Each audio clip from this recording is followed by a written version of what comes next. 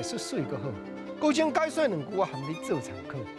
解说，解文说理，讲四句联，说四句联。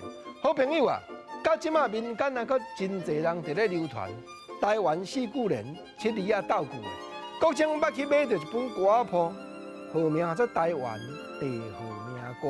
内容到底什么时代编出来？你敢若听内底的歌句，你就知。见面讲要讲现代的时势，物资物件太多加，游览坐车是真多，小解地址问小姐，佚佗游览真欢喜。看要讲古也做味，会晓念歌免客气，车底莫去2、3支。哦，物资物件太多加啊，讲去倒位佚佗，讲小解地址问小姐。用北京语录话音和音效，无毋对。什么时代编出来？你敢若听2句就知啊。讲会晓念歌免客气，啊，佚佗游览真欢喜。原因是安怎讲会晓念歌你免客气？因为游览车顶莫去2、3支。这敢若听你就知啊，绝对是这20、30档开始，咱的国内咧试行这的游览车，招一日游。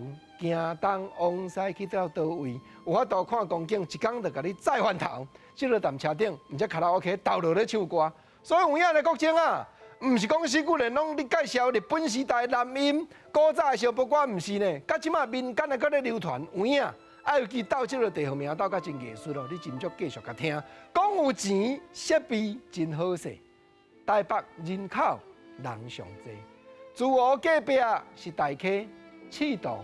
好马透西的，社头有透八卦山，中华隔壁是花坛，游览佚佗四界看，雾社庐山看温泉。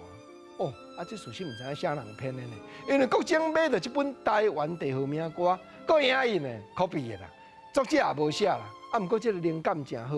我过去我那捌听，人电台一个足敖念歌的前辈者，人叫伊李光安先生。